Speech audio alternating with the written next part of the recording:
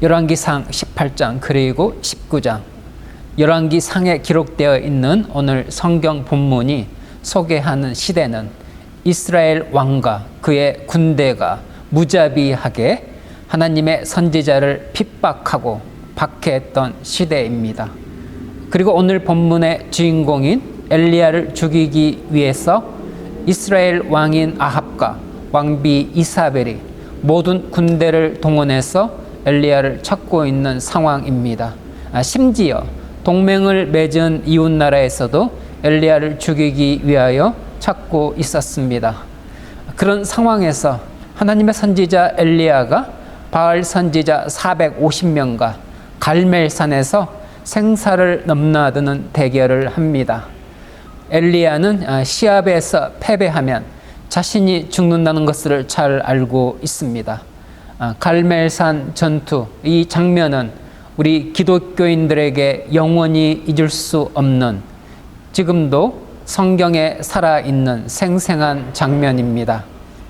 대결의 내용은 송아지를 갈멜산 제단에 놓고 자기 신에게 기도하여 어느 쪽이 하늘에서 내리는 불로 제물을 태우는가를 시합하는 것입니다.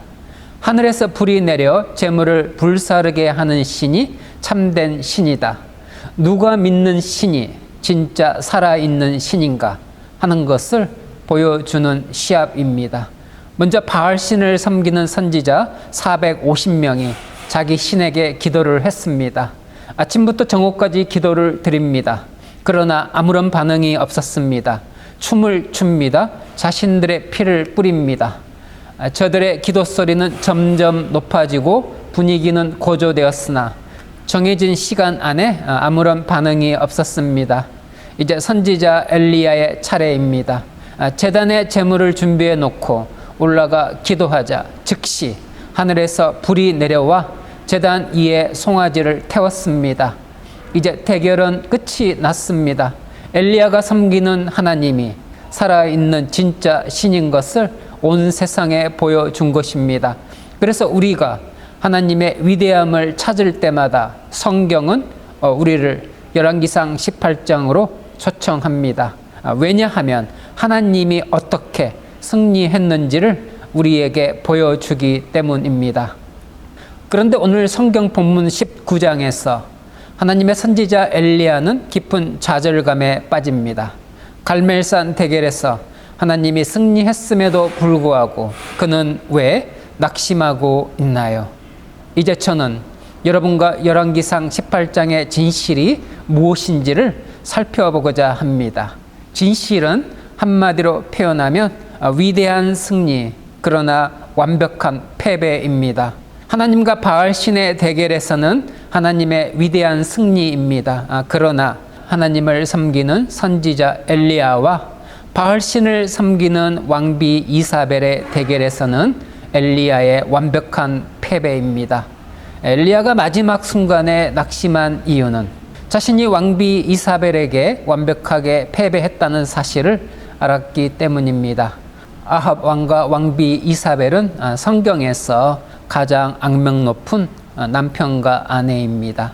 아합 왕이 이스라엘의 수도에 세운 바알 성전과 제단은 이교도 종교의 공식 승인을 상징합니다. 이스라엘 역사상 최초로 그들은 바알 숭배를 이스라엘의 공식 종교로 만들었습니다. 바알 신을 섬기는 선지자 450명이 갈멜산 대결에서 졌어요. 그리고 엘리야는 바알 선지자 450명을 다 죽였어요. 그런데 바알 신을 섬기는 모든 사람이 공포에 떨고 있나요? 갈멜산 대결에서 나타난 하나님의 영광을 보고 난 후 유다 왕국을 포함한 이웃 나라들이 두려움에 사로잡혔나요? 아니었어요. 특히 왕비 이사벨은 충격을 받지 않았어요. 왕비 이사벨은 갈멜산 대결의 결과에 대하여 흔들리지 않았어요. 이사벨은 우상 숭배를 하는 왕비입니다. 갈멜산 대결은 그녀가 가지고 있는 삶의 태도에 변화를 주지 못했어요. 오히려 그녀를 더욱 분노하게 만들었어요. 왜 그렇죠? 자신이 이스라엘로 시집을 올 때 데리고 온 아세라 선지자 400명이 여전히 살아 있어요. 비록 바알 선지자 450명은 죽었지만 바알 신에게 제사를 드리는 수천 명의 제사장들은 여전히 살아 있어요. 자신의 아버지가 왕으로 있는 시돈 왕국에는 바알 선지자가 넘쳐나요. 자신의 친정인 시돈에 요청하면 언제든지 수천 명의 바알 선지자들을 다시 얻을 수 있어요. 뿐만 아니라 이스라엘 백성은 여전히 바알 신을 섬기고 있어요. 왕비 이사벨의 입장에서는 365일 중에 단 하루 갈멜산 대결에서 바알 신이 졌을 뿐입니다. 그래서 왕비 이사벨은 하나님을 두려워하지 않았습니다. 이것이 열왕기상 18장의 진실입니다. 오늘 성경 본문은 19장에서 엘리야는 왕비 이사벨이 그를 죽이겠다고 선언하자 자기가 속한 이스라엘 왕국을 벗어났어요. 그리고 자신의 나라가 아닌 유다 왕국의 남쪽에 속하는 부엘세바까지 갔습니다. 부엘세바에서 엘리야는 그를 수행하는 종과 헤어집니다. 그를 따르는 종과 사실상 작별 인사를 한 것입니다. 그런 후에 더 멀리 사막으로 혼자 갔다는 사실은 자신의 소명과 사역을 포기했다는 것을 나타냅니다. 그런데 한 가지 의문이 생깁니다. 비록 왕비 이사벨과의 정신적인 대결에서 엘리야가 패배했지만 엘리야가 자신의 소명과 사역을 포기할 만큼 큰 패배인가요? 그 정도는 아닙니다. 이미 하나님의 위대한 불의 기적을 체험한 하나님의 선지자입니다. 이미 하나님으로부터 비가 내리는 기도 응답을 체험한 선지자입니다. 단순히 왕비 이사벨로부터 자신의 생명을 지키기 위하여 사막으로 도망가고 있나요? 그런 마음의 동기라면 자신의 소명과 사역을 포기할 이유는 없습니다. 왜냐하면 엘리야 입장에서 생명의 위협을 느끼는 것은 처음이 아니기 때문입니다. 수년 동안 이스라엘 그리고 모든 동맹국들이 엘리야를 죽이기 위하여 찾고 있었습니다. 그 기간 동안 엘리야는 생명의 위협을 느꼈습니다. 하나님의 선지자 대부분은 다 죽임을 당했어요. 그러나 그 기간 동안 엘리야는 하나님의 기적을 체험했습니다. 까마귀가 떡과 고기를 엘리야에게 공급했습니다. 하나님은 그 기간 동안 엘리야를 보호했습니다.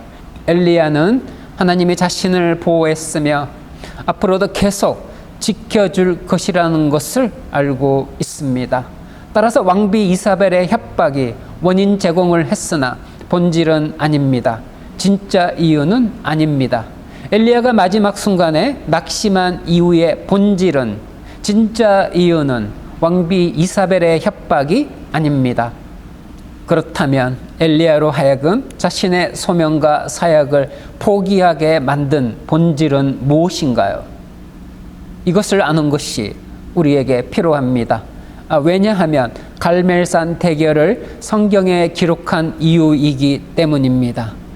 엘리야로 하여금 깊은 좌절감과 낙심에 빠지게 만든 결정적인 마음의 동기는 무엇인가요? 그것은 바로 하나님이 갈멜산 대결에 관심이 없었다는 것을 알게 되었기 때문입니다.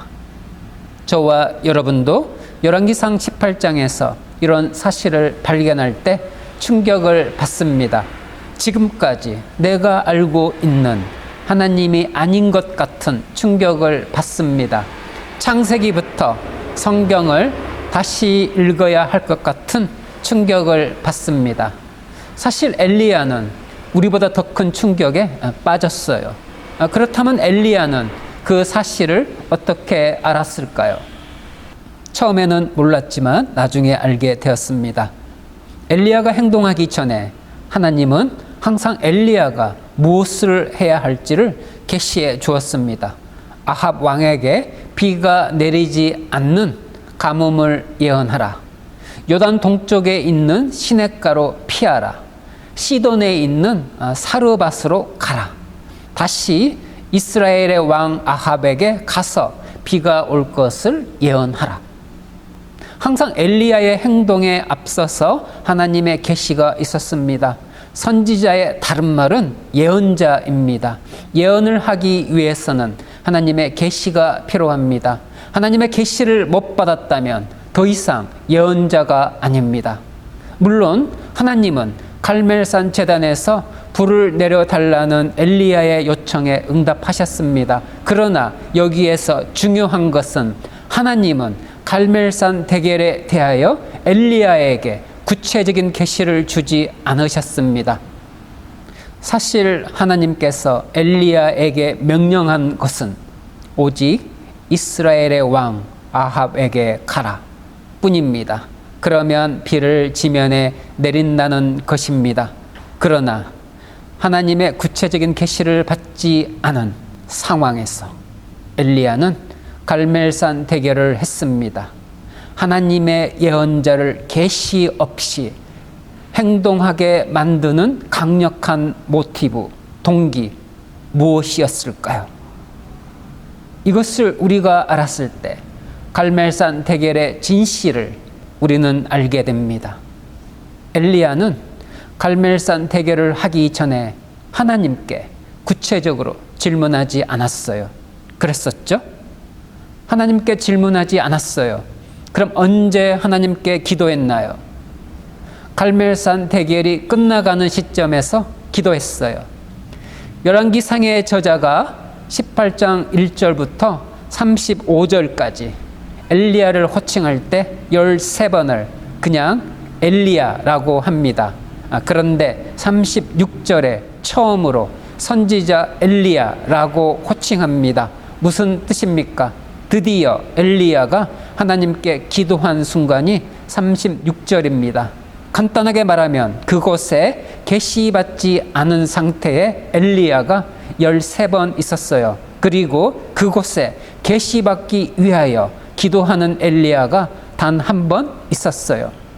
하나님의 예언자를 계시 없이 행동하게 만드는 강력한 동기는 계시받지 못한 엘리야의 인간적인 판단입니다. 하나님의 뜻과 상관없는 엘리야의 생각입니다. 엘리야는 이스라엘 백성들이 하나님과 바알 선지자 중에서 양자택일할 것을 강요했어요.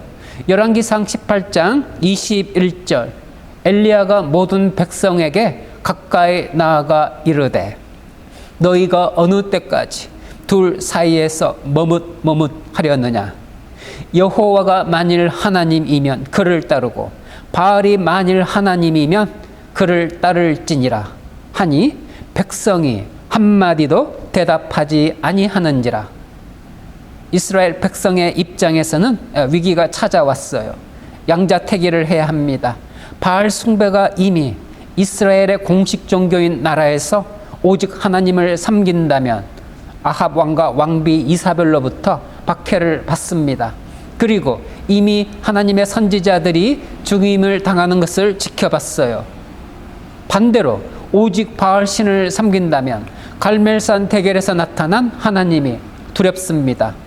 결국 이스라엘 백성은 양자택일을 하지 않고 바알 신과 하나님을 동시에 섬기기로 결정했어요. 그리고 하나님은 처음부터 알고 있었어요. 무엇을? 갈멜산 대결 후에도 이스라엘 백성의 태도가 근본적으로 변하지 않을 것이라는 사실을 알고 있었어요. 북왕국인 이스라엘의 역사가 이것을 우리에게 증명합니다. 그래서 하나님의 백성 12지파 중 10개의 지파가 속한 이스라엘은 먼 훗날 아시리아에 멸망당합니다. 결론적으로 엘리야는 하나님이 처음부터 적극적으로 계획한 대결이 아니었다는 것을 알았어요.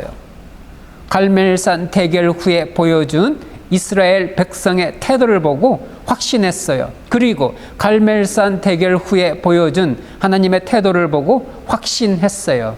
이미 하나님의 시간표는 갈멜산 대결이 아니라 아시리아의 침공입니다. 쉽게 말하면 하나님의 시선이 향하는 곳은, 하나님이 걱정하는 것은 갈멜산 대결이 아니라 이스라엘의 멸망입니다. 여러분, 하나님의 갈멜산 대결에 관심이 없다는 것은 이미 열왕기상 18장 1절에 계시되었어요. 흉년이 든 지 3년 만에 여호와께서 엘리야에게 말씀하셨다. 너는 가서 아합 왕 앞에 나타나라. 내가 다시 이 땅에 비를 내리겠다. 하나님은 갈멜산 대결과 상관없이 비가 내리는 기적을 이스라엘 백성에게 베풀기로 결정했어요. 이미 결정된 상황입니다. 처음부터 하나님의 스케줄에 갈멜산 대결은 없었어요. 그래서 하나님은 갈멜산 대결을 엘리야에게 계시하지 않았습니다. 갈멜산 대결이라는 이벤트는 엘리야가 즉흥적으로 만들었어요. 그럼에도 불구하고 하나님은 불을 내려달라는 엘리야의 기도에 응답했어요. 여기에서 우리가 알아야 하는 중요한 하나님의 속성이 있습니다. 사실 이것은 엘리야를 절망케 하는 하나의 원인이 되었습니다. 이제 엘리야의 마음속으로 들어가 그가 느끼는 절망이 무엇인지 함께 살펴보겠습니다. 이스라엘 백성이 진심으로 회개하지 않은 상태에서 하나님은 비를 내렸어요. 엘리야가 생각하는 하나님은 어떤 하나님인가요? 아모스 선지자의 마음처럼 오직 정의를 물같이, 공의를 마르지 않는 강같이 흐르게 할지어다. 그런데 공의의 하나님은 왜 비를 내려 회개하지 않은 아합 왕과 왕비 이사벨을 형통하게 만들었나요? 하나님 왜 그러셨어요? 이건 아니잖아요. 비를 내리면 안 되잖아요. 회개하지 않는 백성들에게 왜 자비를 베푸나요? 시편 73편 5절의 표현이 엘리야의 마음과 똑같아요. 사람들이 당하는 고난이 그들에게는 없고 사람들이 당하는 재앙도 그들에게는 없나니. 어쩌면 시편 13편 4절의 표현이 엘리야의 한없이 무너진 마음입니다. 내 원수들이 우리가 너를 이겼다 하고 말하지 못하게 하소서. 그들이 내가 넘어진 것을 기뻐하지 못하게 하소서. 엘리야는 하나님이 이해되지 않아요. 여호와 하나님, 언제까지입니까? 제가 이 고통에서 언제 벗어납니까?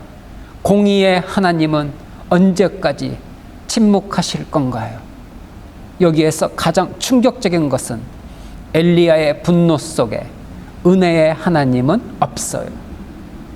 결국 우리가 알아야 하는 것은 중요한 하나님의 속성은 바로 마태복음 5장 45절입니다. 하나님이 그 해를 악인과 선인에게 비추시며 비를 의로운 자와 불의한 자에게 내려주심이라. 악인에게 태양이 비추는 것, 비가 내리는 것, 이러한 하나님의 속성을 엘리야는 용납할 수 없어요. 그렇다면 갈멜산 대결을 성경에 기록한 이유는 무엇일까요? 하나님의 승리를 강조하기 위해서인가요? 반대입니다. 하나님의 은혜를 강조하기 위해서입니다. 아쉽게도 절대 대다수의 기독교인들이 착각하고 있습니다. 무슨 착각? 갈멜산 대결을 성경에 기록한 이유는 하나님의 승리를 강조하기 위해서이다. 아니요, 착각입니다. 진리는, 절대 진리는 비를 의로운 자와 불의한 자에게 내려주심이라. 승리라는 단어보다 더 위대한 단어는 은혜입니다.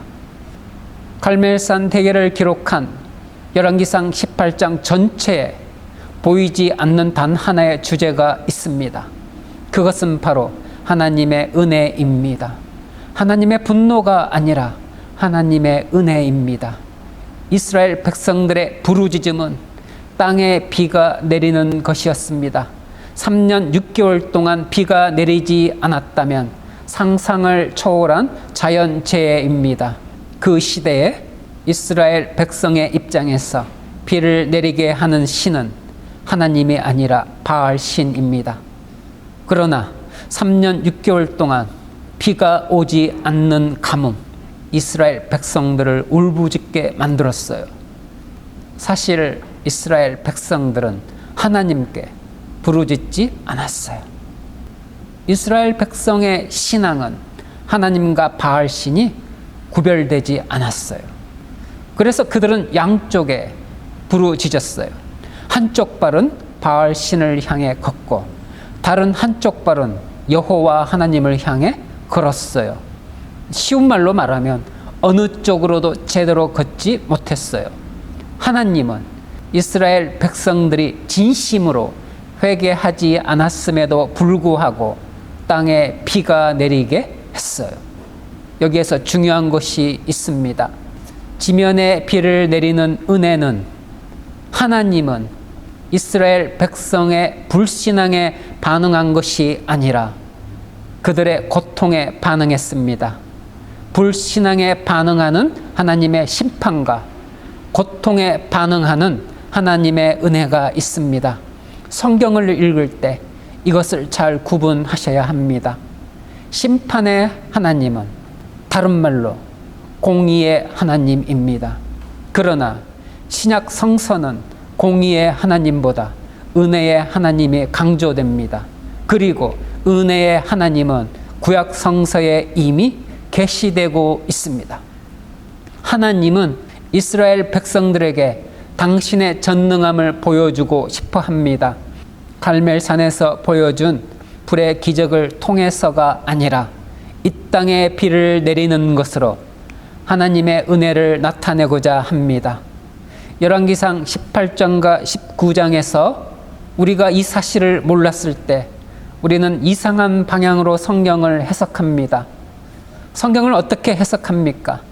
단순히 재충전하기 위하여 사막으로 간 하나님의 선지자로 엘리야를 과소평가합니다.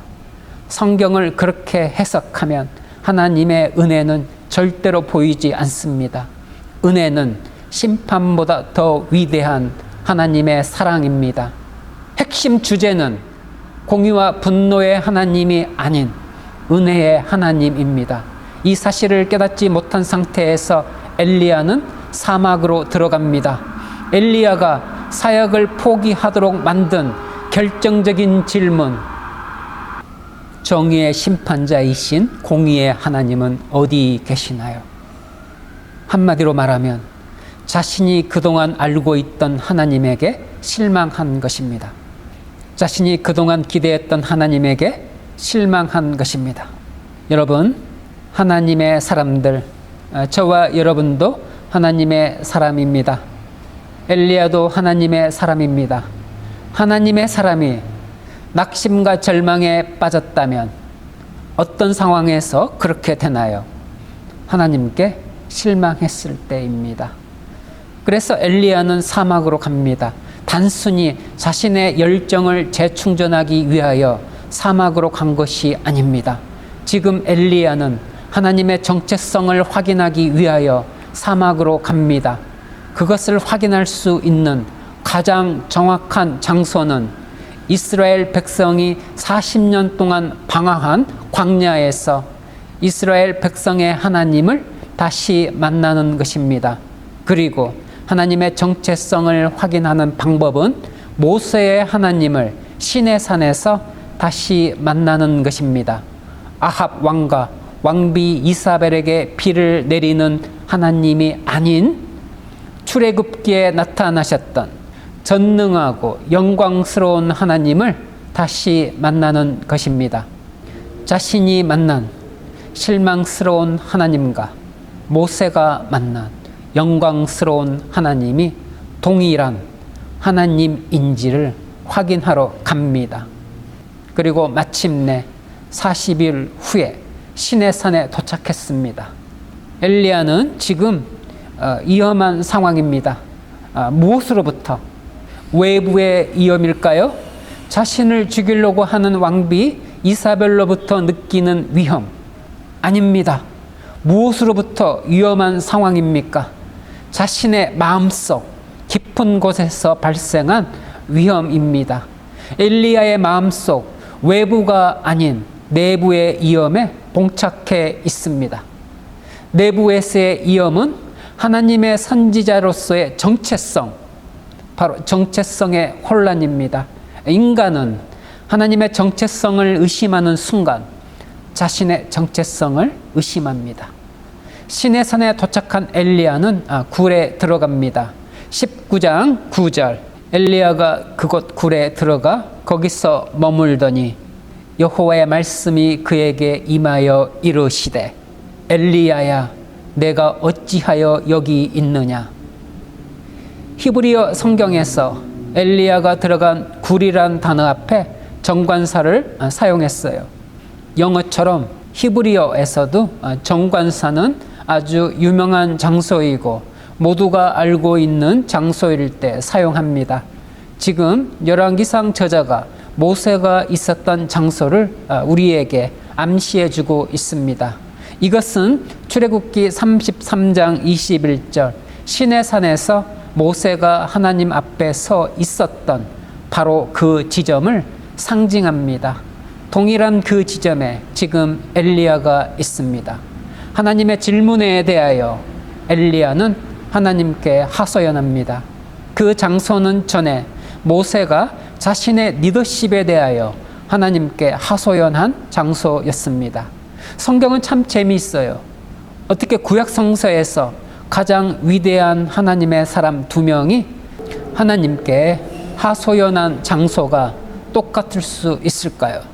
14절, 주의 언약을 버리고 주의 단을 헐며 칼로 주의 선지자들을 죽였음이오며 오직 나만 남았거늘 저희가 내 생명을 찾아 취하려 하나이다. 엘리야가 말했어요. 오직 나만 남았거늘. 무슨 뜻인가요? 하나님, 제가 왜 고통스러운지 알려드릴게요. 하나님, 갈멜산에서의 저의 모든 노력은 의미가 없어졌어요. 하나님, 결론은 우리가 착각한 것이었어요. 하나님과 제가 승리한 것이 아니라 진정한 승리는 바알신이 했어요. 갈멜산에서 당신이 진정한 하나님이라고 두 번이나 고백한 당신의 민족은 다시 바알신한테 예배를 드리고 있어요. 이제 당신의 선지자는 저 한 명뿐인데 제가 실패했으니 저의 삶은 더 이상 의미가 없어요. 저는 최선을 다했어요. 그래서 제가 너무 고통스러워요. 저는 이제 어떻게 해야 하나요? 그리고 동시에 하나님을 협박합니다. 이스라엘 역사상 최초로 바알 숭배가 이스라엘의 공식 종교가 되었어요. 하나님, 이제 저 한 명만 남았어요. 혼자 남은 제가 죽으면 이 지면에 여호와의 선지자는 단 한 명도 없어요. 제가 죽으면 당신은 외로운 신이 될 것입니다. 왜냐하면 당신을 따르는 선지자는 단 한 명도 없기 때문입니다. 그러니 제발 하나님, 지금 물과 불로 공의를 행하세요. 심판자의 하나님으로 이방신을 섬기는 악을 지면에서 불로 쓸어버리세요. 옛날에 하나님이 하신 것처럼 이 세상에 존재하는 모든 악을 물리쳐 주세요. 모든 열방이 하나님을 두려워하게 해주세요. 하나님은 엘리야의 컴플레인에 답변하지 않고 너는 나가서 여호와의 앞에서 산에 섰으라 라고 말합니다. 여러분, 구약에서 여호와 앞에 서라는 것은 무슨 의미입니까? 하나님의 영광이 그곳에 임한다는 뜻입니다. 하나님이 자신 앞에 서 있으라고 합니다. 너가 원하는 나의 전능한 권능을 보여주겠다는 의미입니다. 11절 여호와께서 지나가시는데 여호와 앞에 크고 강한 바람이 산을 가르고 바위를 부수나 바람 가운데 여호와께서 계시지 아니하며 바람 후에 지진이 있으나 지진 가운데도 여호와께서 계시지 아니하며 12절 불 가운데도 여호와께서 계시지 아니하더니 불 후에 세미한 소리가 있는지라. 11절과 12절에서 엘리야는 엄청난 충격을 받습니다. 왜 충격을 받았을까요? 엘리야가 원하는 것을 하나님은 들어주고 있습니다.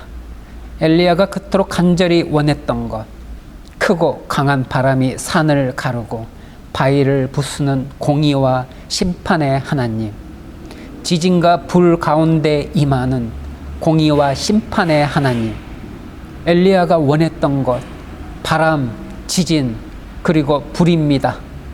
하나님은 엘리야를 당신 앞에 서 있게 만들고 엘리야의 소원을 들어주었습니다.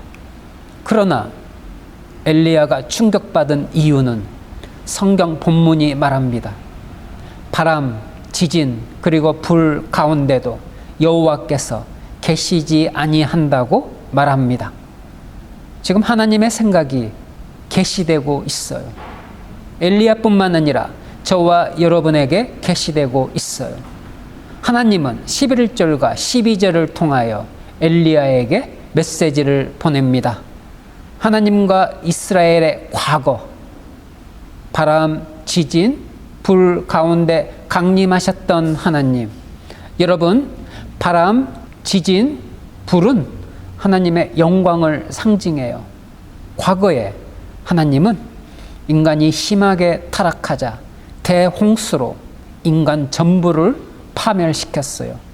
과거에 하나님은 불과 유황으로 소돔과 고모라 전부를 파멸시켰어요. 그러나 무엇이 변했습니까? 인간은 변하지 않고 이스라엘은 여전히 우상을 숭배합니다. 그리고 하나님께서는 갈멜산에서 불을 통하여 장엄한 하나님의 영광을 나타내셨습니다. 그러나 하나님은 이러한 기적이 자동적으로 인간의 마음을 정복할 수 없다는 것을 아셨습니다. 오늘 성경 본문에서 엘리야는 여호와 하나님으로부터 하나님의 생각을 듣습니다. 하나님의 영광과 기적을 상징하는 바람, 지진, 불, 기적은 사람의 마음을 진심으로 회개시키지 못한다는 것을 하나님은 아십니다. 하나님은 필요한 경우 기적을 행하지만 전적으로 기적에 의존하지 않겠다는 계시입니다. 그래서 영광스러운 하나님께서 지금부터는 과거와는 다른 방법으로 임재하겠다는 의미입니다. 그러면 도대체 하나님은 어디에 임재하겠다는 메시지인가요? 오늘 저와 여러분이 이 질문에 답을 찾으시기를 주님의 이름으로 축복합니다. 이제 엘리야의 절망은 곧 시내산에서 떠나는 것으로 끝이 납니다. 엘리야가 답을 찾았고 자신의 소명을 다시 붙들었습니다. 맨 처음 엘리야가 가졌던 생각은 공의의 하나님, 이스라엘 민족을 지금 당장 심판해 주세요. 하나님의 생각은 나 여호와는 은혜의 하나님이다. 나는 지금 당장 나의 백성에게 은혜를 베풀고 싶다. 엘리야가 자신의 소명을 다시 붙들었다는 것이 의미하는 것은 선지자 엘리야는 옮겨졌어요.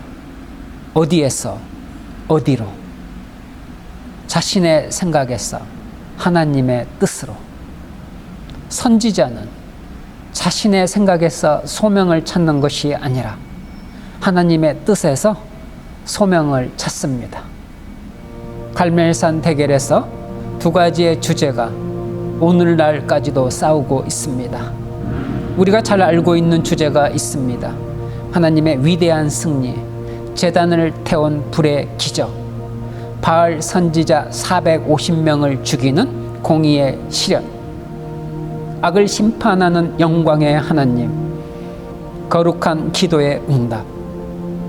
그러나 또 다른 주제가 있습니다.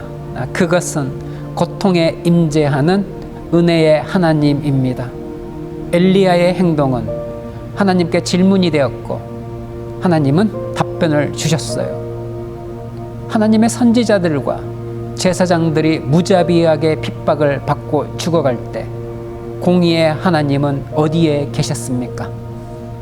하나님이 엘리야에게 말했어요. 18절, 그러나 내가 이스라엘 가운데 7,000인을 남기리니 다 무릎을 바알에게 꿇지 아니하고 다 그 입을 바알에게 맞추지 아니한 자니라.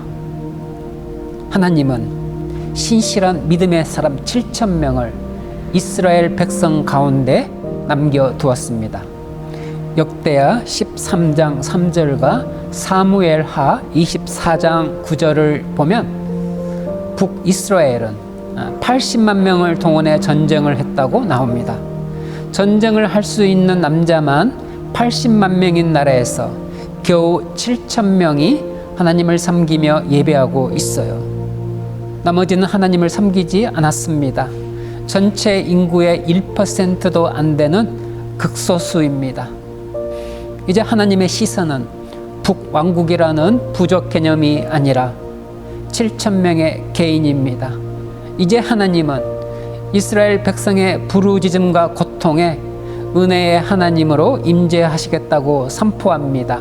특별히 신실한 하나님의 사람 7,000명의 고통 속에 임재하겠다는 선포입니다. 하나님의 갈멜산 대결에 관심이 없다는 것을 알 수 있는 또 다른 방법은 하나님은 바알에게 무릎을 꿇지 아니한 7,000명을 갈멜산 대결에 보내지 않았어요. 궁극적인 하나님의 뜻은 갈멜산 대결이 아니기 때문입니다. 오늘 성경 본문인 열왕기상 18장과 19장은 어쩌면 지금까지 단 한 번도 들어보지 못한 진실로 저와 여러분을 초청합니다. 18장의 유혹을 뿌리치고 19장으로 가셔서 광야에서 하나님의 음성을 들어야 합니다. 18장의 유혹은 무엇인가요? 고난 속에 숨어 계신 하나님을 알지 못하게 만드는 유혹입니다. 하나님은 항상 승리하는 장소에서만 임재한다고 믿게 만드는 유혹입니다. 그래서 인간이 하나님을 믿는다면 고난 없는 안정과 번영만 존재한다고 믿게 만드는 유혹입니다. 그렇지 않습니다. 하늘에서 내려온 불을 보지 마시고 지면에 내린 비를 보십시오. 모든 사람이 오해할 것을 알면서도 열왕기상 18장의 갈멜산 대결을 성경에 기록한 이유는 고통에 반응한 하나님의 은혜를 계시하려는 목적입니다. 창조주가 우리의 삶에 은혜의 하나님으로 오시는 것을 계시하려는 목적입니다. 그분은 바로 우리의 고통 안으로 들어오신 하나님이신 예수 그리스도이십니다. 바람, 지진, 불 가운데 강림하셨던 기적의 하나님을 기다리지 마세요. 왜냐하면 예수님은 우리의 삶 속에서 존재하는 고통 안에 이미 임재하시기 때문입니다. 하나님이 우리의 고통을 해결하는 방법은 우리의 고통을 제거하는 것이 아니라 우리의 고통 안으로 들어오는 것입니다. 일주일 동안 오늘 선포된 하나님의 말씀을 마음속에 간직함으로 말미암아 말씀의 능력이 저와 여러분의 실제적인 삶에 임재하기를 주님의 이름으로 축복합니다. 기도하겠습니다.